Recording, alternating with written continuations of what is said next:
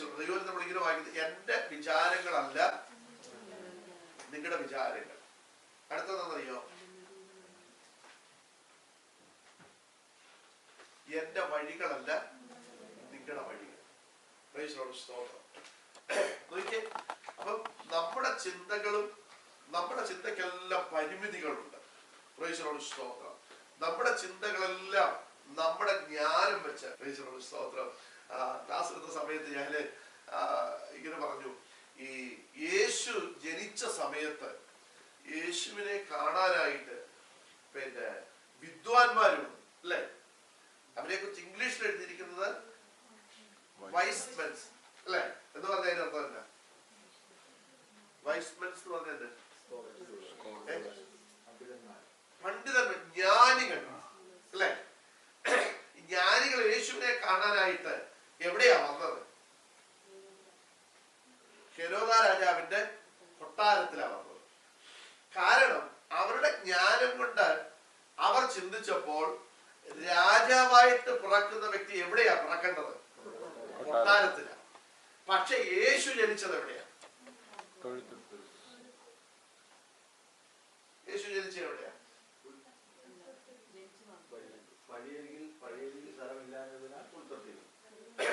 പുൽത്തൊട്ടിയിൽ നിന്നത് കൈ നോക്കിക്കും.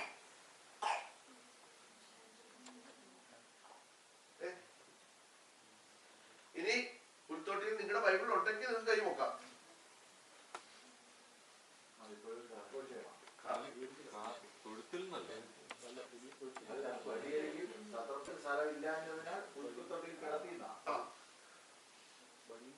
ലൂക്കോസിന്റെ സുവിശേഷത്തിലുണ്ട്, സോറി മത്തായി സുവിശേഷത്തിലുണ്ട്.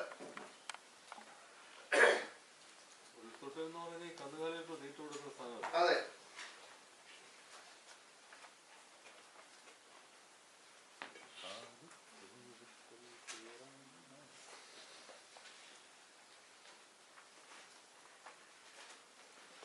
ഒന്ന് പറഞ്ഞു ചെയ്യാൻ വിഷയത്തിലേക്ക് കിടക്കണം. ക്ഷമിക്കണം. ലൂക്കോസ് സുവിശേഷം 2-ാം അധ്യായം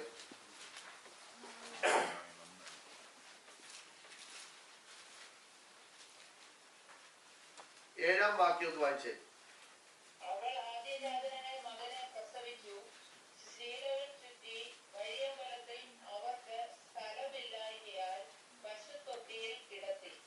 അപ്പൊ ജനിച്ച എവിടെ?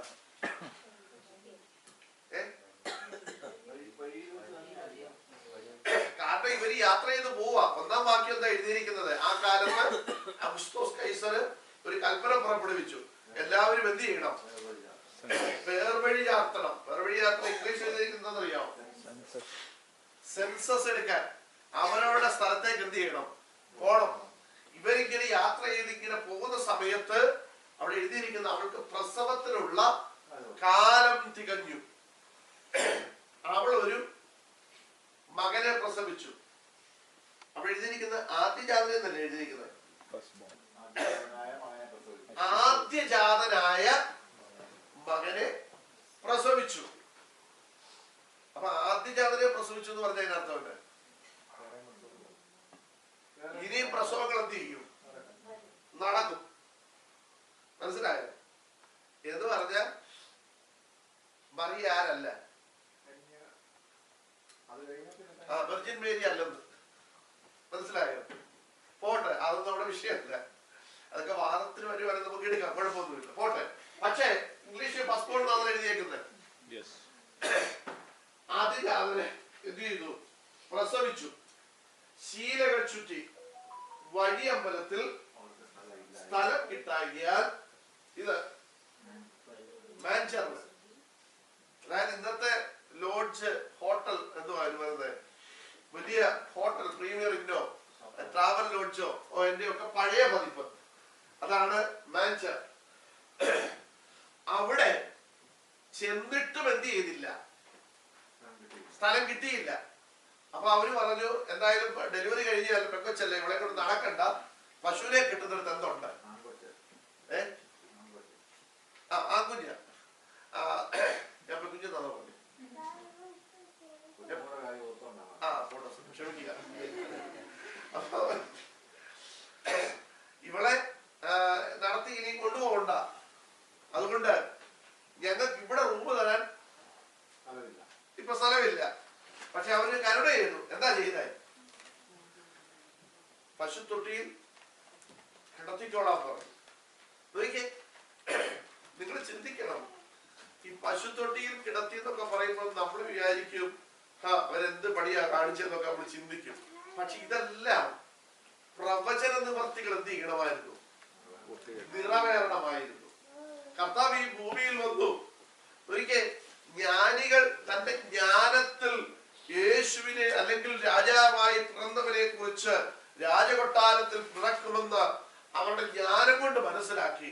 പക്ഷേ അവരുടെ ജ്ഞാനം കൊണ്ട് യേശുവിന്റെ പ്രവൃത്തിയെ കുറിച്ചും യേശു വന്നത് എന്തിനാണെന്ന് അവർക്ക് എന്ത് ചെയ്യാൻ പറ്റിയില്ല.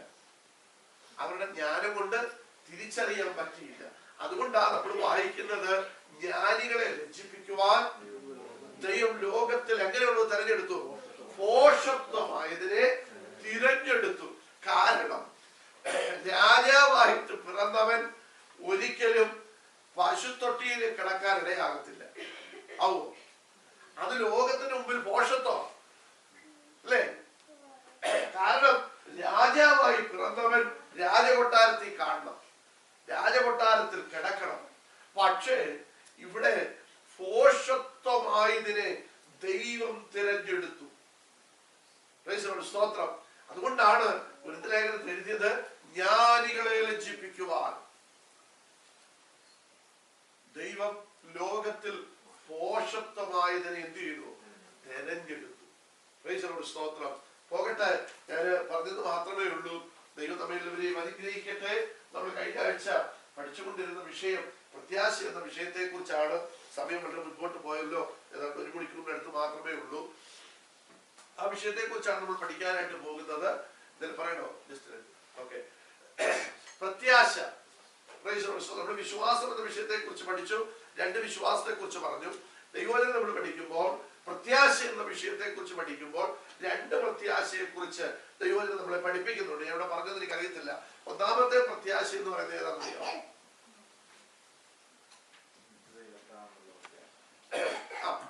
രണ്ടാമത്തെ പ്രത്യാശ ഏതാ? ഈ ലോകത്തിലെ പ്രത്യാശ. അതിന് 2 വാക്യം ഞാൻ നിങ്ങൾക്ക് തരാം. ഒന്ന്, ലേഖനത്തിൽ നമ്മൾ ഇങ്ങനെ വായിക്കുന്നുണ്ട്, നിങ്ങൾ ഈ ഭൂമിയിൽ മാത്രം, ഈ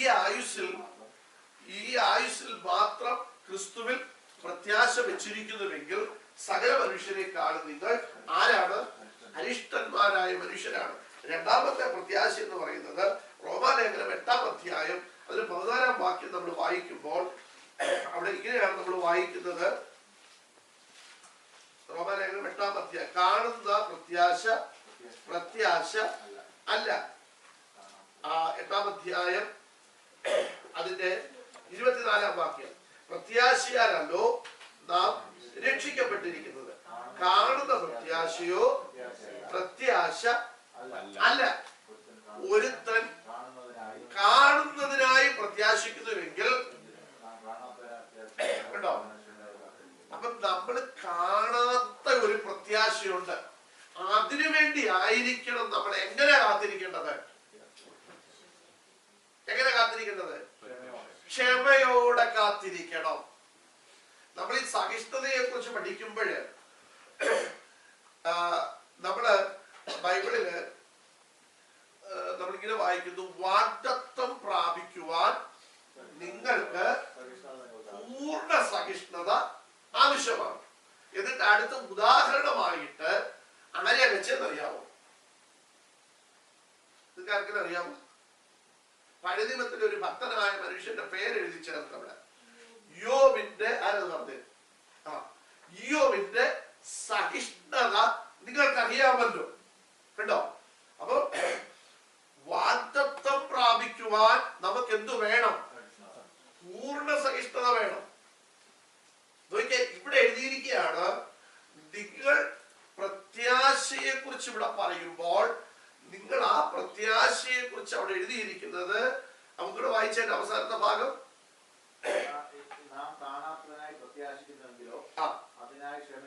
കണ്ടോ? കാണാത്ത വിഷയത്തെ കുറിച്ച് നാം കാണാത്തതിനായി പ്രത്യാശിക്കുന്നു എങ്കിലോ. ശ്രദ്ധിക്കണം, നിങ്ങൾ അതിനുവേണ്ടി പ്രത്യാശിക്കുന്നുണ്ടെങ്കിൽ മതി.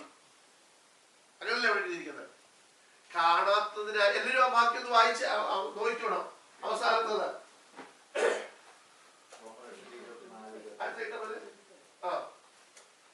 നാം കാണാത്തതിനായി പ്രത്യാശിക്കുന്നു എങ്കിലോ. അപ്പൊ പ്രത്യാശിക്കുന്നില്ലെങ്കിലോ എന്ത് ചെയ്യണം? വരും അതിന്റെ ആവശ്യമൊന്നുമില്ല. നമുക്ക് എന്ത് ചെയ്യാം? കർത്താവ് ഒരു ഉപമ പറഞ്ഞു. ധനവാനായ ഒരു വ്യക്തിയെ കുറിച്ച്, തിന്നുക, കുടിക്കുക, ആനന്ദിക്കുക, നാളെ ചാകുമല്ലോ. അപ്പൊ തിന്നുക, കുടിക്കുക, ആനന്ദിക്കുക. പക്ഷേ നമ്മൾ അങ്ങനെ തിന്നുകയും കുടിക്കുകയും ആനന്ദിക്കുകയും ചെയ്തത് കൊണ്ട് കർത്താവിന്റെ പദ്ധതിക്ക് എന്ത് വരത്തില്ല? മാറ്റം വരുമല്ലോ സാർ? വരത്തില്ല. കർത്താവ് വെച്ച പദ്ധതിയുണ്ട്. ഈ പൗലൂസ് പറയുന്നുണ്ട്, അപ്പോസ്തല പ്രവൃത്തി പൗലൂസ് പറയുന്നുണ്ട്, നീതിമാന്മാരുടെയും നീതി കെട്ടവരുടെയും പുനരുദ്ധാനമുണ്ടെന്ന് ഇവർ വിശ്വസിക്കുന്നത് പോലെ ഞാനും എന്ത് ചെയ്യുന്നുണ്ട്? വിശ്വസിക്കുന്നുണ്ട്. അപ്പം നമ്മൾ തിന്നു കുടിച്ച് ആനന്ദിച്ച് ചത്താലും എന്തോ ഉണ്ട്? പുനരുദ്ധാനമുണ്ട്. പക്ഷെ അത് എന്തിനാണെന്നുള്ളൂടെ നമ്മൾ എന്ത് ചെയ്യണം? തിരിച്ചറിയണം. അപ്പൊ പ്രത്യാശയോടെ നമ്മളിവിടെ പറഞ്ഞിരിക്കുന്ന പോലെ ഈ കാണാത്തതിനായിട്ട് പ്രത്യാശിച്ച് ക്ഷമയോടെ കാത്തിരിക്കുന്ന നീതിമാന്മാരായ ദൈവമക്കൾക്കും ഒരു പുനരുദ്ധാനമുണ്ട്. ഇനി ഇതിലൊന്നും എനിക്ക് ഒരു വിശ്വാസവുമില്ല, ഇതൊക്കെ ചുമ്മാതാന്ന് പറഞ്ഞാലും നമുക്കെന്തുണ്ട്? നമ്മൾ പറയുക, ഞാൻ ഇതിലൊന്നും എനിക്ക് വിശ്വാസമില്ല. നമ്മുടെ നാടൻ ഭാഷയിൽ പറഞ്ഞാൽ ചത്തു കഴിഞ്ഞാൽ തല തെക്കോട്ടോ വടക്കോട്ടോ അത് നമ്മൾ അറിയേണ്ട ഒരു വിഷയമല്ല എന്നൊക്കെ പറഞ്ഞ് നമ്മൾ നാളെ ചത്ത് മണ്ണി ചേരുമെന്നൊക്കെ പറഞ്ഞ് ഇവിടെ ഇങ്ങനെ ലല്ലല്ല പാടി നമ്മൾ ചത്താലും ദൈവം വെച്ച പദ്ധതിയാണ്. നീതിമാന്മാർക്കും നീതി കെട്ടവർക്കും എന്തുണ്ട്? പുനരുദ്ധാനമുണ്ട്. സ്തോത്രം. അപ്പം ഈ പുനരുദ്ധാനത്തിൽ പുനരുദ്ധാനം എന്ന് അവിടെ എഴുതിയേക്കുന്നത് ഈ നമ്മൾ ഇവിടുന്ന് ഉയർക്കുമെന്നുള്ളതിന്റെ ഒരു തെളിവെന്നുള്ള നിലയിൽ ആ വാക്ക് ഉപയോഗിച്ചിട്ടുണ്ടെന്ന് മാത്രമേ ഉള്ളൂ. പക്ഷേ നമ്മുടെ പുനരുദ്ധാനവും നീതിമാന്മാരുടെ പുനരുദ്ധാനവും നീതി കെട്ടവരുടെ പുനരുദ്ധാനവും തമ്മിൽ എന്തുണ്ട്? വ്യത്യാസമുണ്ട്. സ്തോത്രം. ഇന്ന് നമ്മൾ ദൈവസന്നിധിയിലായിരിക്കുമ്പോൾ നമ്മുടെ വിഷയങ്ങൾക്ക് വേണ്ടിയൊക്കെ നമ്മൾ പ്രാർത്ഥിക്കുകയും കരയുകയും ഒക്കെ ചെയ്യുന്നത് പോലെ ഒന്നുകൂടെ കടത്തി ഞാൻ പറയാം, അതിൽ അല്പം കൂടെ കടത്തി കർത്താവേ നീതിമാന്മാരുടെ പുനരുദ്ധാനത്തിൽ ഞാൻ കാണണമേ എന്ന് പ്രാർത്ഥിച്ചോണം. സ്തോത്രം. നമ്മുടെ വിഷയങ്ങൾക്ക് വേണ്ടി കണ്ണുനീരോടെ പ്രാർത്ഥിക്കാം. നമ്മളിവിടെ നമ്മൾ സാക്ഷികളും കേട്ടല്ലോ, സഭ പ്രാർത്ഥിച്ചു, നിശ്ചയമായും ദൈവം പ്രവർത്തിക്കും. ഒത്തിരി അനുഭവങ്ങൾ നമ്മുടെ ദൈവസഭയ്ക്കുണ്ട്. സ്തോത്രം. പക്ഷെ ഇവിടെ ആരും സ്റ്റേജെ വിളിച്ച് നിർത്തി സാക്ഷ്യം പറയിക്കാനും ഒന്നുമില്ല. സ്തോത്രം. മഹത്വം എല്ലാം ആർക്കുള്ളതാ? ദൈവത്തിനുള്ളതാ. നിങ്ങൾ ദൈവത്തിന് മഹത്വം കൊടുത്തോണം. പാസ്റ്റർക്ക് അതിനകത്ത് റോളൊന്നുമില്ല. പാസ്റ്റർക്ക് ആകെയുള്ള റോളെന്ന് പറഞ്ഞാൽ നിങ്ങൾക്ക് വേണ്ടി പ്രാർത്ഥിച്ചു.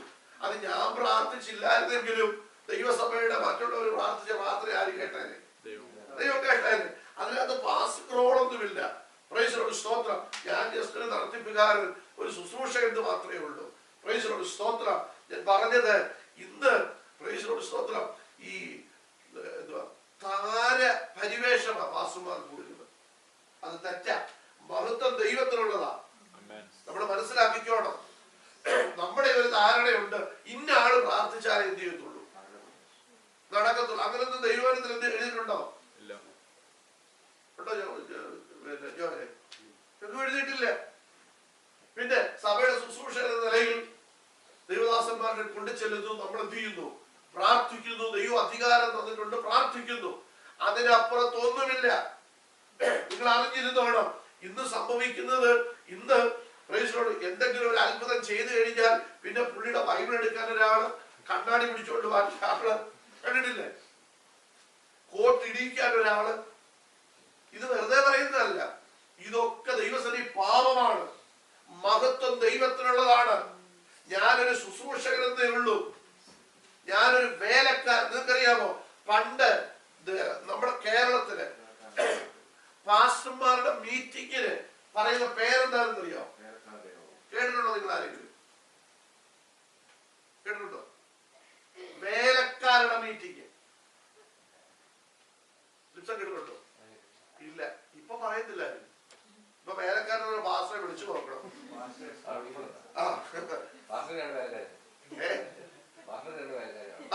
കണ്ടോ?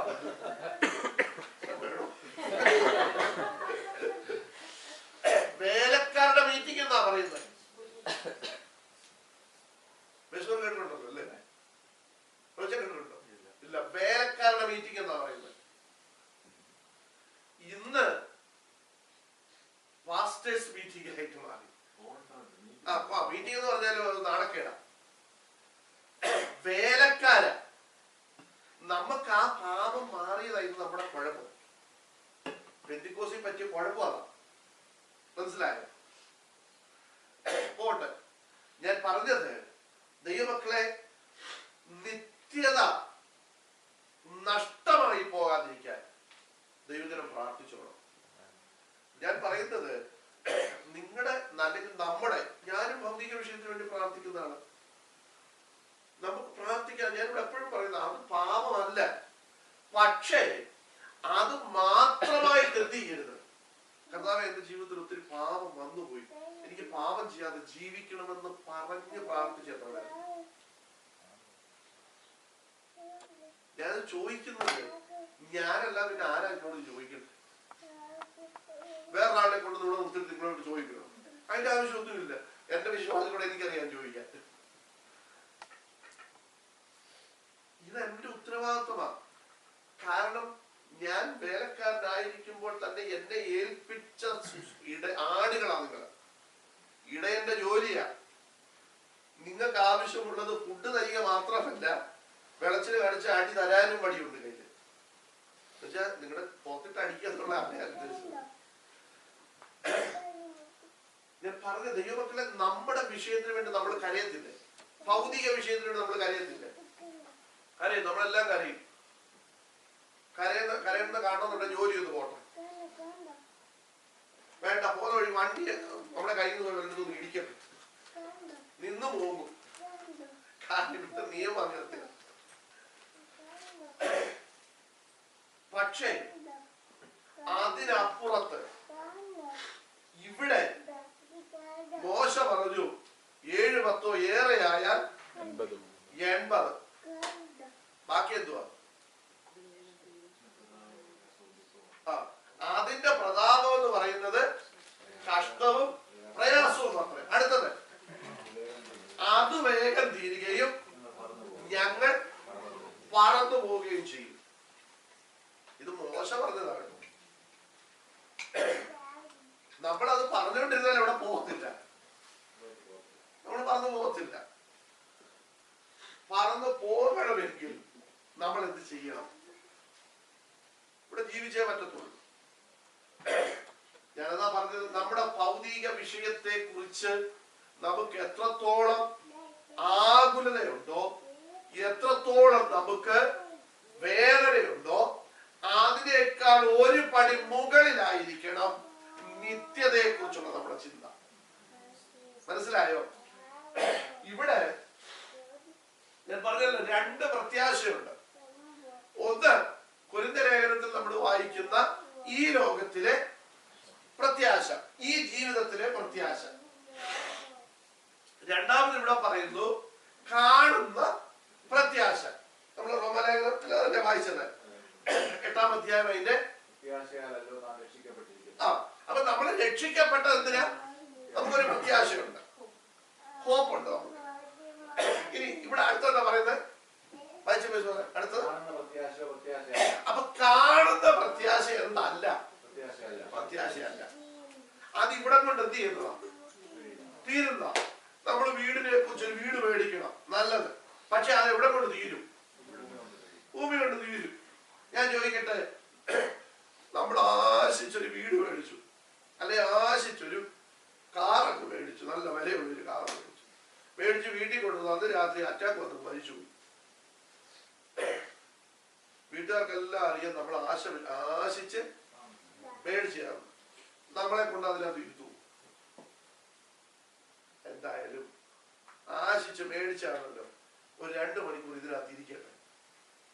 ഈ ബോഡി കൊണ്ടുപോയി കാറിനകത്ത് വെക്കൂ ലിപ്സ.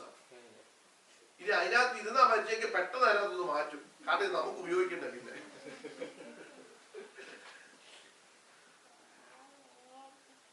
അപ്പൊ നമ്മുടെ ആശ എന്ത് ചെയ്തു?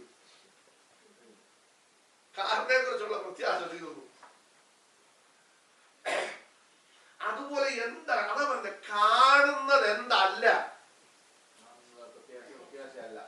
പ്രത്യാശയല്ല. ഇന്ന് പലർക്കും പ്രത്യാശ ഇല്ല. കാണുന്നതിനായി നിങ്ങൾ എന്ത് ചെയ്യണ്ട? പ്രത്യാശിക്കണ്ട. അടുത്തല്ല, കാണാത്തതിനായി നിങ്ങൾ എന്ത് ചെയ്തോണം? പ്രത്യാശിച്ചോണം.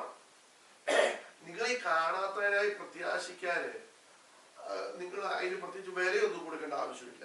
കുറെ പൈസ കൊടുക്കേണ്ട ആവശ്യമൊന്നും ഇല്ല. നിങ്ങളുടെ ജീവിതത്തെ ക്രമീകരിച്ചാൽ മതി. നിങ്ങൾ രക്ഷിക്കപ്പെട്ട ദൈവവൈതലാണെന്ന് എപ്പോഴും നിങ്ങളുടെ ഉള്ളിൽ എന്ത് വേണം? ആ ബോധം വേണം. നമുക്ക് ഈ രക്ഷിക്കപ്പെട്ട അത് ബോധം വരുന്നത് എപ്പോഴാണെന്നറിയാം?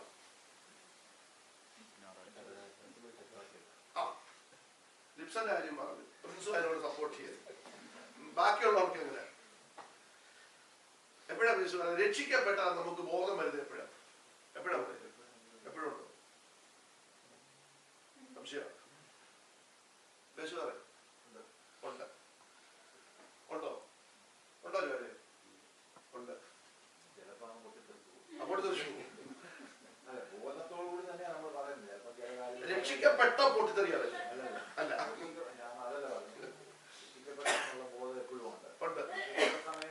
പേർക്ക് പള്ളി വന്നിങ്ങനെ കൈയടിച്ച് പാടുമ്പോഴയ്യോ ഞാൻ രക്ഷിക്കപ്പെട്ടാന്ന് ഓർക്കുന്നത്. ചിലർക്ക് പിന്നെ അതും ഇല്ല, ഇരിക്കുക. കാരണം ഇവൻ ബാർഗെയിൻ ചെയ്ത് 30 വെള്ളിക്കാശ് പറഞ്ഞൊത്തുന്ന. അതിനർത്ഥം തന്നെ ഇവൻ പറഞ്ഞു ഇത് കുറഞ്ഞ പുള്ളിയൊന്നും അല്ല കാണിച്ചു തരുന്നത്. നിങ്ങൾക്ക് ഏറ്റവും മോസ്റ്റ് വാണ്ടഡ് മാനാണ് ഞാൻ കാണിച്ചു തരാൻ പോകുന്നത്. അതുകൊണ്ട് ഒരു 150 പൗണ്ട് എനിക്ക് ചെയ്യണം, തരണമെന്ന് പറഞ്ഞു. അവര് പറഞ്ഞു വേണ്ട, വേറെ ആളുണ്ട് കാണിച്ചു തരാൻ. അവസാനം പറഞ്ഞ് എത്രയിലെത്തി? കാരണം ബൈബിൾ എഴുതിയിരിക്കുന്നത് 30 വെള്ളിക്കാശ് പറഞ്ഞൊത്തു. അപ്പൊ ഇവൻ കൂട്ടിയാ ചോദിച്ചത്. അവര് പറഞ്ഞു അതൊന്നും പറ്റത്തില്ല. അവസാനം ഇവൻ പറഞ്ഞു 30 കുറഞ്ഞാൽ ഞാനത് എത്തിക്കില്ല കാണിക്കുന്നത്. അവര് പറഞ്ഞു ഓക്കെ 30 പറഞ്ഞൊത്തു. ചിന്തിക്കണം, ഇവൻ ഈ അപ്പവും വീഞ്ഞും തിന്നുന്ന സമയത്ത് ഇവന്റെ മനസ്സിലെ ചിന്ത വേഗത്തിൽ തിന്നേ ചിന്ത ചെയ്യണം, പോയി കാശ് മേടിക്കണം. കാശ് മേടിച്ചേച്ച് കർത്താവ് വരുന്ന വഴി റൂട്ട് കാര്യങ്ങളെല്ലാം അവർക്ക് പറഞ്ഞു കൊടുത്ത ആളിനെ കൊണ്ട് വരണം. അതുകൊണ്ടാ കർത്താവ് പറഞ്ഞത്, സഹോദര സ്നേഹിത, നീ ചെയ്യുവാനുള്ളത് വേഗത്തിൽ ചെയ്യുക. കർത്താവിന് മനസ്സിലായോ?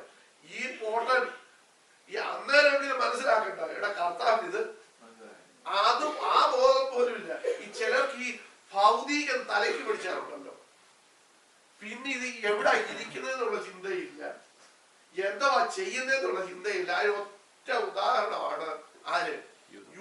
യൂദയുടെ ചിന്ത ഒറ്റ ഇതേ ഉള്ളൂ, 30 വെള്ളിക്കാശ് എന്ത് ചെയ്യണം? വാങ്ങിക്കണം. എവന് ഈ കാശിന്റെ ചിന്ത വന്ന എവിടെ നിങ്ങൾക്ക് അറിയാം? ബൈബിൾ എഴുതിയിട്ടുണ്ട്. ആ പുള്ളി ട്രഷറായിരുന്നു. ഇടയ്ക്കിടയ്ക്ക് പുള്ളി അതിൽ നിന്ന് അടിച്ചു മാറ്റുമായിരുന്നു.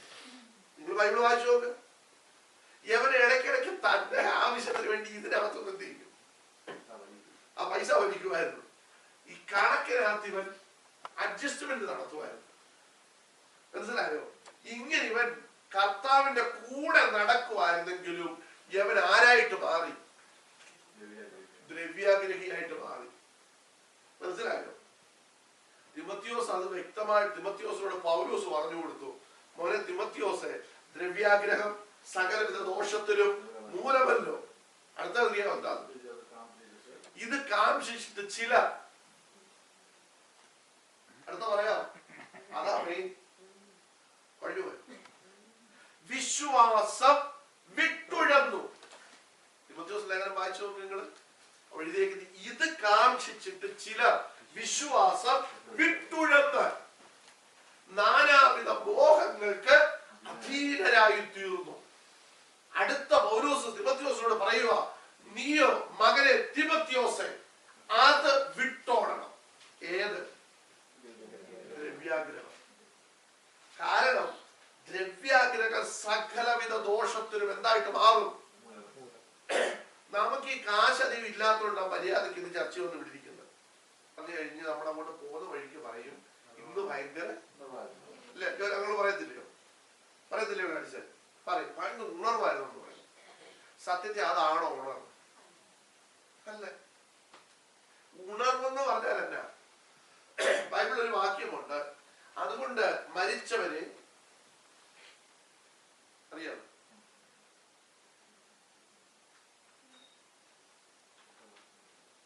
അറിയാം വാക്യം?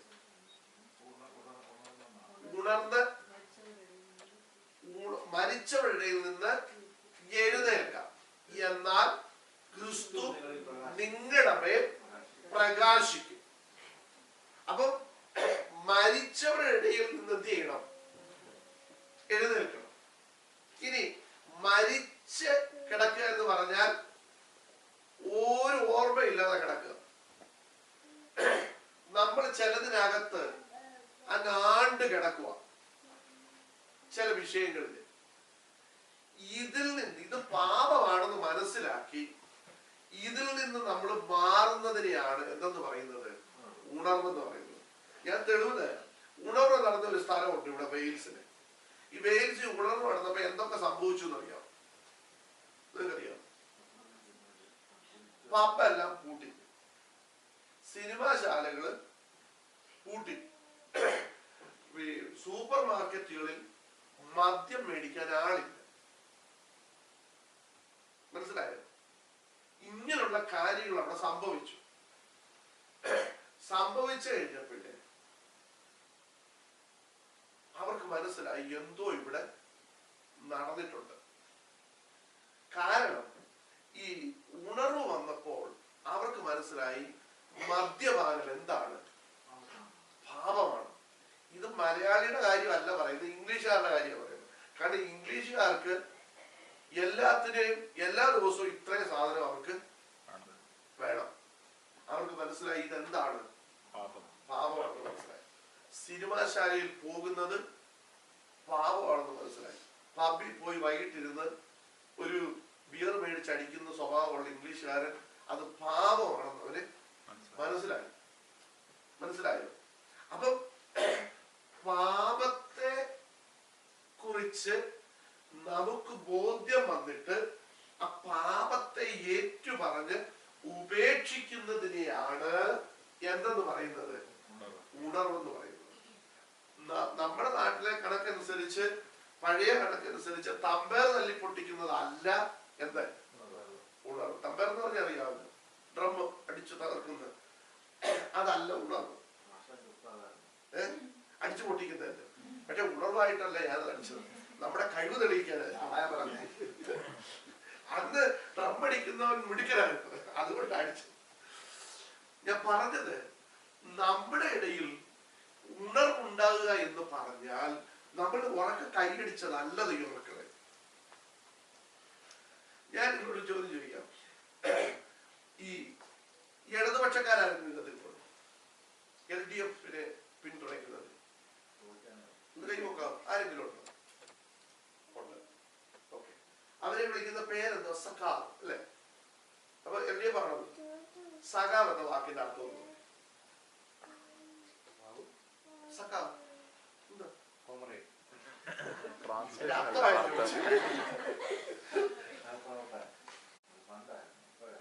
ഞാൻ പറഞ്ഞ സഖാവ് എന്ന വാക്കിന്റെ അർത്ഥം ഞാൻ പറഞ്ഞോളൂ. ഇപ്പോഴാണോ പിന്നെയാണോ ഞാൻ പറഞ്ഞില്ല. ഞാൻ പറഞ്ഞെന്താണെന്ന് ചോദിച്ച, നമുക്ക് ഇന്ന് പലപ്പോഴും ഈ ഇപ്പോഴത്തെ സഹാക്കന്മാരാണ് നമ്മള്. ഞാനൊരു കോൺഗ്രസ്സുകാരനെ, എൻ്റെ ഒരു ഫ്രണ്ടാ, പുള്ളിക്കാരനെ ഒരു പ്രാവശ്യം ഞാൻ കണ്ടപ്പോ ആ സഖാവേ എന്ന് പറഞ്ഞ് വിളിച്ചു. പുള്ളി പറയാ ഞാൻ സഖാവല്ല അല്ലേ. അവര് തീർന്നു പറയാം, അവര് കാശ് മേടിച്ചിട്ട്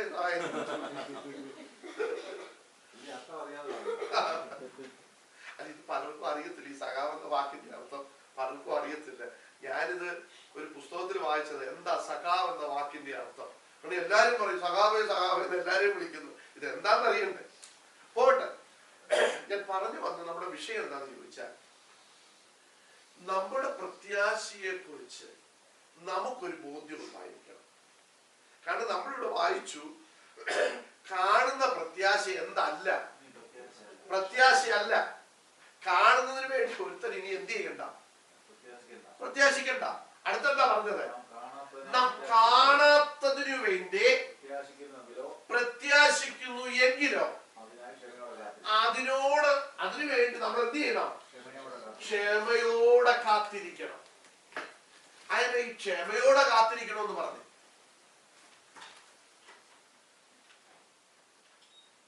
എന്താ ഈ ക്ഷമയോടെ നിങ്ങൾ കാത്തിരിക്കണമെന്ന് പറയുന്നത്? നമ്മുടെ ഈ പ്രത്യാശയ്ക്ക് ഭംഗം വരുത്തുന്ന ഒത്തിരി കാര്യങ്ങൾ ജീവിതത്തിൽ വരും. മനസ്സിലായോ? ഈ നമ്മൾ നിത്യതയിൽ എത്തുന്നത് കർത്താവിനോട് കൂടെ കർത്താവിന്റെ കാരണം ധരിക്കുന്ന കേൾക്കുന്നത് ഇഷ്ടപ്പെടാത്ത ഒരു വ്യക്തിയുണ്ട്. ആരാന്നറിയോ? ആരാ? പിശാച്. പിശാച് ഒത്തിരി തന്ത്രങ്ങളുമായിട്ട് നമ്മുടെ അടുത്ത് വരും. നമ്മൾ ഓർത്തോണം, പൗലോസ് പ്രത്യേകം പറഞ്ഞു, പിശാചിന്റെ തന്ത്രങ്ങളെ നിങ്ങൾ അറിയാത്തവരല്ലല്ലോ. അപ്പൊ നമുക്ക് തന്ത്രമൊക്കെ അറിയാം. പക്ഷേ നമ്മൾ ആരെങ്കിലും പിശാചിനോട് എതിർത്ത് നിൽക്കുന്നുണ്ടോ? ഉണ്ടോ? ഇല്ല. കാരണം തന്ത്രമൊക്കെ, അവന്റെ തന്ത്രമൊക്കെ നമുക്ക് അറിയാം. പക്ഷെ നമ്മൾ എന്ത് ചെയ്യുന്നില്ല? അവന്റെ തന്ത്രങ്ങളോട് എതിർത്ത് നിൽക്കുന്നില്ല.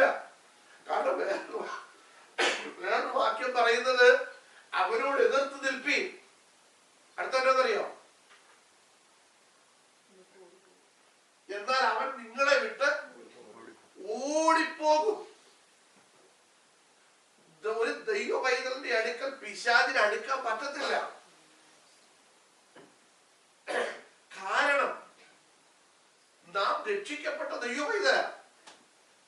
അവന്റെ ചരക്കൊന്നും നമ്മുടെ കയ്യിൽ ഇല്ല. ഞാൻ ചോദിക്കട്ടെ, നമ്മുടെ നാട്ടിലെ കണക്കനുസരിച്ച് നമ്മൾ ഒരു ചൊല്ല് പറയാറുണ്ട്, ഉണക്കമീൻ ഒരു പൂച്ച അടിക്കരുത്. കേട്ടിട്ടുണ്ടോ? നിങ്ങളാരും കേട്ടിട്ടുണ്ടോ? നിങ്ങളാരും കേട്ടിട്ടില്ലല്ലേ? പഴയ കേട്ടിട്ടില്ല.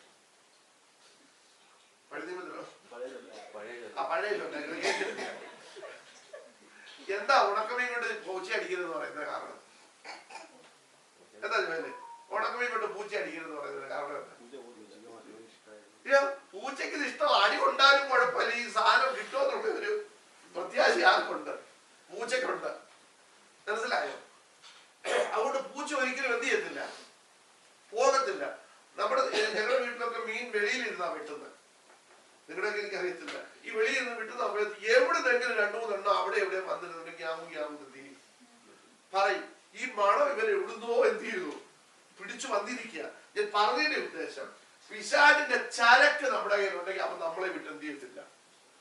തെളിവ് തരാൻ ഞാൻ ബൈബിളിൽ നിന്ന്. ഈ മോശ മരിച്ചപ്പോഴും പഴയ നമ്മൾ പഠിക്കുമ്പോഴേ, ആവർത്തന പുസ്തകം നമ്മൾ പഠിക്കുമ്പോൾ, മോശ മരിച്ചു.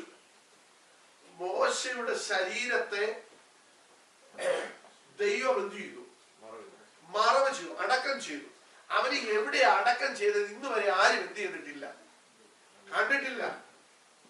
പക്ഷേ യൂദയുടെ ലേഖനം നമ്മൾ പഠിക്കുമ്പോൾ അവിടെ നമ്മൾ വായിക്കുന്നത്, മോശയുടെ മരണത്തിന് ശേഷം മോശയുടെ ശവശരീരത്തിന് കയറി പിശാച് പിടിച്ചു.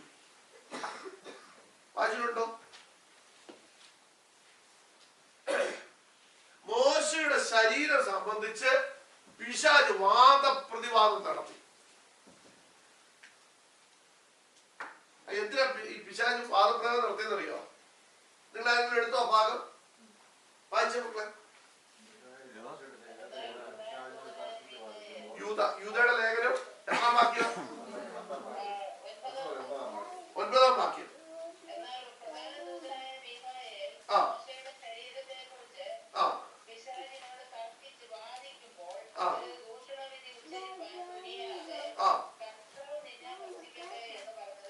മതി. നോക്കിയേ, മോശയുടെ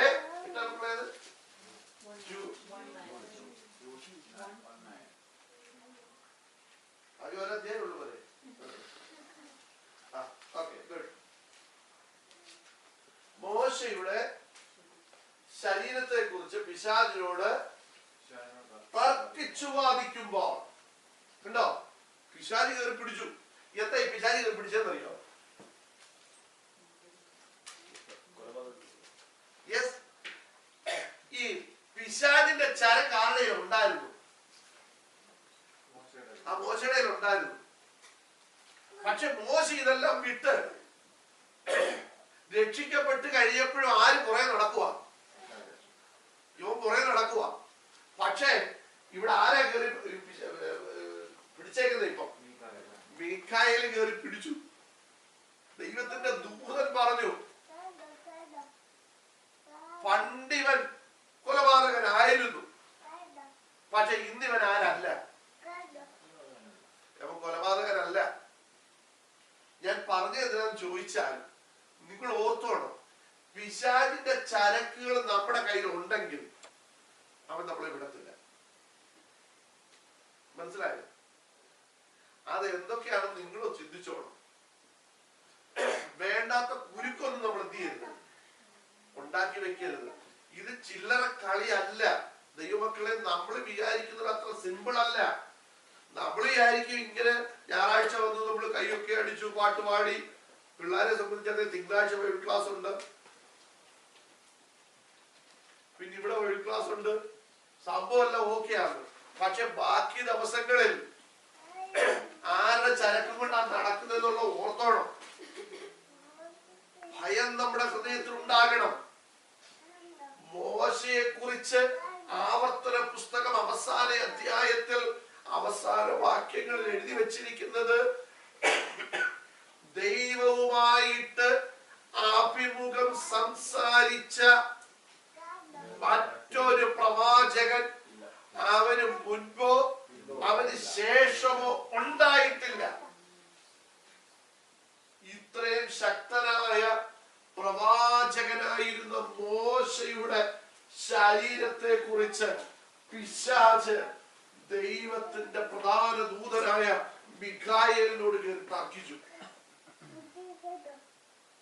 കാരണം യവൻ അന്ന് നോട്ടമിട്ടതാ. യവൻ കൊലപാതകം ചെയ്ത ദിവസം പിശാച് അവനെ എന്ത് ചെയ്തു? നോട്ടമിട്ടു. ഇവൻ എന്റെ വകയാണെന്ന് അന്ന് ഇവൻ മുദ്രയടിച്ചു. പക്ഷേ പിന്നീട് ഇവൻ ദൈവവൈതലായി മാറി. ദൈവം അവനെ ഉപയോഗിച്ചു. എന്നിട്ടും പിശാച് മറ്റേ പഴയ സാധനം കൊണ്ട് നടക്കുക. ഇന്ന് പകൽക്കാലം ഓർത്തോളം ദൈവസല്ലായിരിക്കുന്ന കുഞ്ഞുങ്ങളെ, ദൈവമക്കളെ, പിശാച് വാദിക്കുന്ന, പിശാച് തർക്കിക്കാനിടയാകുന്നതൊന്നും നമ്മുടെ ജീവിതത്തിൽ വരരുത്. നമ്മൾ വിചാരിക്കും നമ്മൾ പ്രാർത്ഥിച്ചു, ദൈവം അത്ഭുതം പ്രവർത്തിച്ചു, ഓ ഗുഡ്. നമ്മൾ പ്രാർത്ഥിച്ചപ്പോ അത്ഭുതം നടന്നു, നല്ലത്. ഞാൻ മുമ്പേ പറഞ്ഞതിന്റെ ബാക്കി പറഞ്ഞില്ല. കർത്തൃമേശ എടുക്കുമ്പോഴും ജഡചിന്തകൾ കൊണ്ട് നിങ്ങൾക്ക് കർത്തൃമേശ എടുക്കാം. പറ്റത്തില്ലേ? ആരെയും അറിയുന്നുണ്ടോ? അറിയത്തില്ല. നിങ്ങൾ കൈയടിച്ച് അന്യഭാഷ പറയുമ്പോഴും ജഡത്തിന്റെ ചിന്ത ഹൃദയത്തിൽ നിൽക്കാം. കുഴപ്പമൊന്നുമില്ല. ആരും അറിയത്തില്ല. ആരും അറിയൂ? ആരും അറിയത്തില്ല. ശ്രദ്ധിച്ചോണം. നിങ്ങള് വീട്ടിൽ ഇരുന്ന് പ്രാർത്ഥിച്ച് കഴിയുമ്പോഴും ജഡചിന്തകൾ കയറി വരാം. ആരും അറിയത്തില്ല. പക്ഷേ ഒരു കാര്യം ഓർക്കണം, നിത്യതയിൽ എത്തില്ല. ജഡത്തിന്റെ യുദ്ധമില്ല. ഗലാത്യ ലേഖനത്തിൽ ജഡത്തിന്റെ പ്രവൃത്തികൾ എഴുതി വെച്ചിട്ടുണ്ട് അല്ലെ? ആത്മാവിന്റെ ഫലമോ 5-ാം അധ്യായത്തിൽ എത്ര എണ്ണം? സ്നേഹം, സന്തോഷം, സമാധാനം, ദീർഘക്ഷമ, ദയ, പരോപകാരം, വിശ്വസ്തത, സൗമ്യത, ഇന്ദ്രിയം എന്ന് പറഞ്ഞ് 9 എഴുതി വെച്ചിട്ടുണ്ട് അല്ലെ? ഇച്ചിരി താഴോട്ട് വരുമ്പോഴ് ജഡത്തിന്റെ പ്രവൃത്തികളോ എത്രണ്ണം ഉണ്ട്? 15 എഴുതി വെച്ചിട്ടുണ്ട്.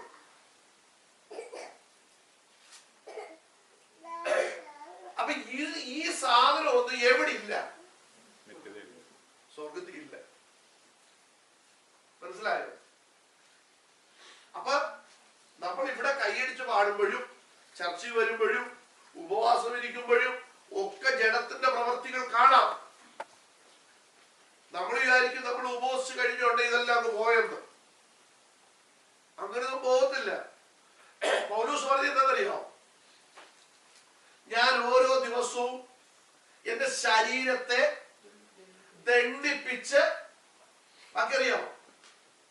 ആരാക്കുമെന്നാ പറഞ്ഞേക്കുന്നറിയോ? അടിമയാക്കുന്നു. വായിച്ചിട്ടുണ്ടോ? എന്റെ ശരീരത്തെ ഞാൻ ദണ്ഡിപ്പിച്ച് അടിമയാക്കുന്നു. ആരാ പറഞ്ഞെന്ന് ഓർക്കണം. ആരാ പറഞ്ഞേ? പൗലോസ്. പൗലോസ് പറയാ, ഓരോ ദിവസവും ഞാൻ എന്റെ ശരീരത്തെ ദണ്ഡിപ്പിച്ച് അടിമയാക്കുന്നു.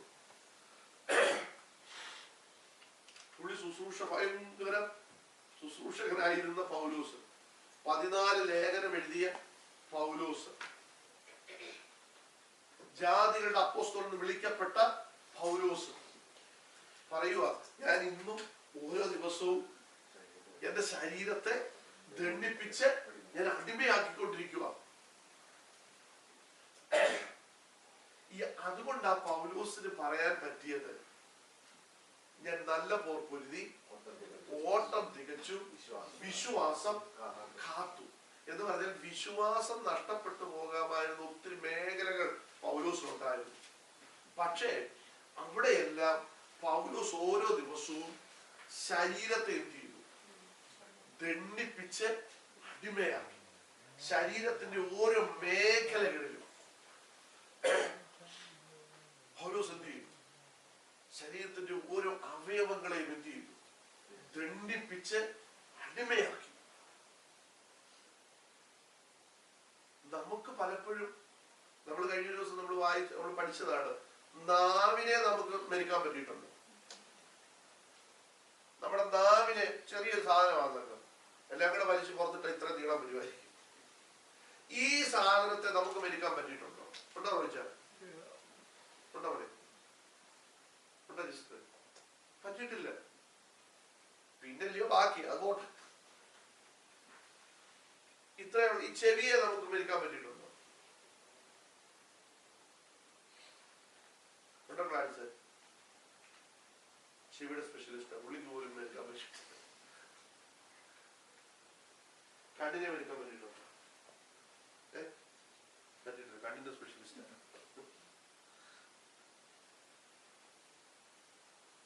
യോബ് 31-ാം അധ്യായം 1-ാം വാക്യത്തിൽ യോബ് ഇങ്ങനെ പറഞ്ഞു, ഞാൻ എന്റെ കണ്ണുമായിട്ട് ഒരു നിയമം ചെയ്തിരിക്കുന്നു.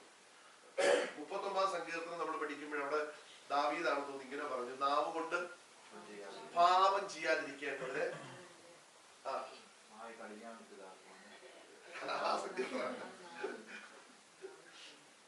നാവ് കൊണ്ട് പാപം ചെയ്യാതിരിക്കാൻ ഞാൻ എന്റെ വഴികളെ സൂക്ഷിക്കുമെന്നും, ദുഷ്ടൻ എന്റെ മുമ്പിൽ ഇരിക്കുമ്പോൾ എന്റെ വായ് ഞാൻ എന്ത് ചെയ്യും? കടിഞ്ഞാണിട്ട് കാക്കുമെന്ന് ഞാൻ പറഞ്ഞു. അടുത്തത്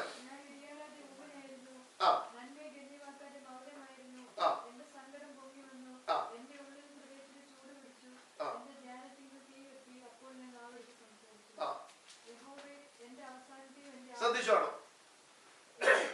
ഹൃദയത്തിന് ചൂട് പിടിച്ചു, ഞാൻ നാവെടുത്ത് സംസാരിച്ചു. എന്താ സംസാരിച്ചേ? യഹോവേ, എന്റെ അവസാനത്തെയും എന്റെ ആയുസ് എത്ര എന്നതിനെയും എന്നെ അറിയിക്കണമേ. നമുക്ക് നമ്മുടെ അവസാനം അറിയാൻ താല്പര്യമുണ്ടോ?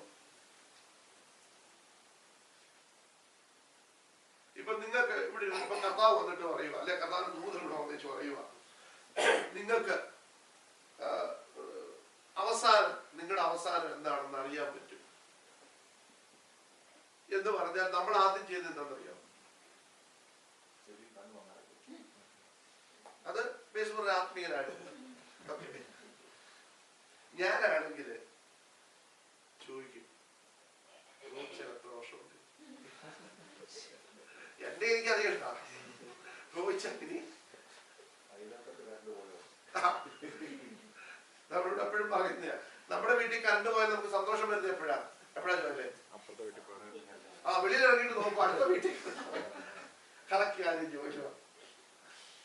പോയെന്ന് കണ്ടപ്പോൾ നമുക്ക് ഭയങ്കര സന്തോഷമായി. നമ്മുടെ മാത്രമായിരുന്നെങ്കിലോ ആകെ ടെൻഷൻ, ദേശം ഇളക്കും നമ്മള്.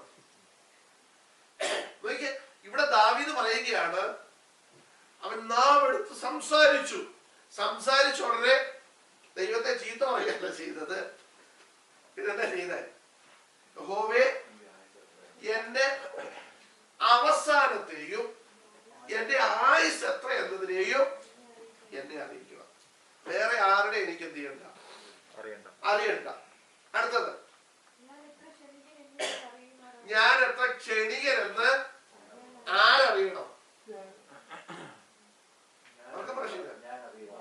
ഞാൻ അറിയുമാറാകട്ടെ. അടുത്തത്,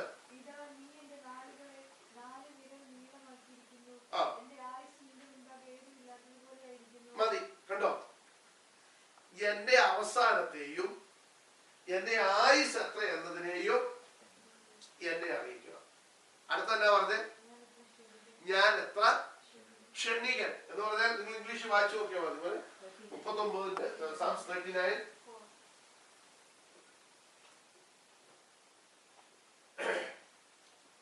ഞാൻ എത്ര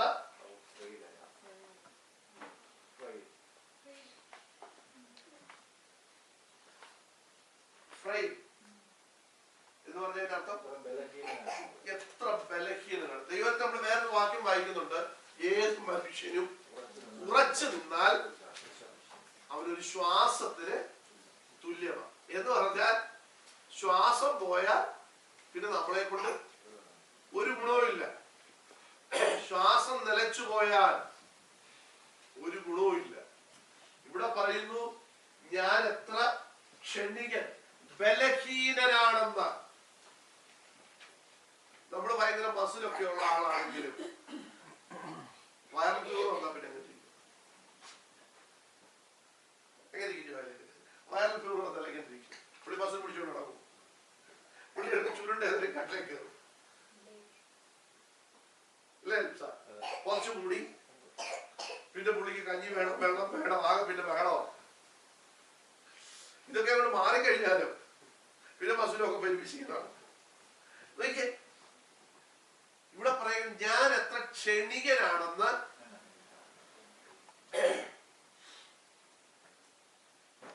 നിങ്ങൾക്ക് ആർക്കെങ്കിലും തോന്നിയിട്ടുണ്ടോ നമ്മൾ ക്ഷണികനാണെന്ന്? നമ്മൾ ചിലപ്പോ പറയുന്നത് കേട്ടില്ലേ, ഞാൻ ആരാന്ന് നിനക്ക് അറിയാമോ? നീ കൂടുതൽ എന്നോട് നമ്മൾ വർത്താനം അങ്ങനെയൊക്കെയാ. പക്ഷെ ദൈവം എന്നാ പറയുന്നത്, നമ്മൾ ആരാന്നാ? ക്ഷണികൻ. മനസ്സിലായോ? നമ്മൾ ഓർത്തോണം, നമ്മുടെ ആയുസ്. ഈ ദാവീദിന്റെ ഒരു ആഗ്രഹമാണ് ദിവസം പറഞ്ഞു. അതിനോട് പറഞ്ഞൊന്നുമില്ല. ദാവീദ് പറയുക, എന്റെ അവസാനത്തെ നീ എനിക്കൊന്ന് പറഞ്ഞു തരണം. എന്റെ ആയുസ് എത്ര ഉണ്ടെന്ന്. ഞാൻ 90 വയസ്സ് വരെ ജീവിച്ചിരിക്കുമോ, 100 വയസ്സ് വരെ ജീവിച്ചിരിക്കുമോ, 150 വയസ്സ് വരെ ജീവിച്ചിരിക്കുമോ എന്ന് എനിക്ക് എന്ത് ചെയ്യണം? നീ ഒന്ന് പറഞ്ഞു തരണം. ഞാൻ എത്ര, പിന്നെ അത് മാത്രമല്ല, ഞാൻ എത്ര ക്ഷണികനാണെന്ന് ഞാൻ അറിയണം. നമുക്ക് ആ ഒരു ചിന്തയില്ല. നമ്മളെല്ലാം ധരിച്ചിരിക്കുന്നത് നമ്മൾ 150 വയസ്സ് വരെ ജീവിച്ചിരിക്കുമെന്ന. 150 വയസ്സ് വരെ ജീവിച്ചിരിക്കാൻ ആഗ്രഹിച്ചൊരു പുള്ളി ഉണ്ടായിരുന്നു. ഡോക്ടർമാരെയൊക്കെ കൂടെ കൊണ്ടുവന്നൊരു പുള്ളി ഉണ്ടായിരുന്നു.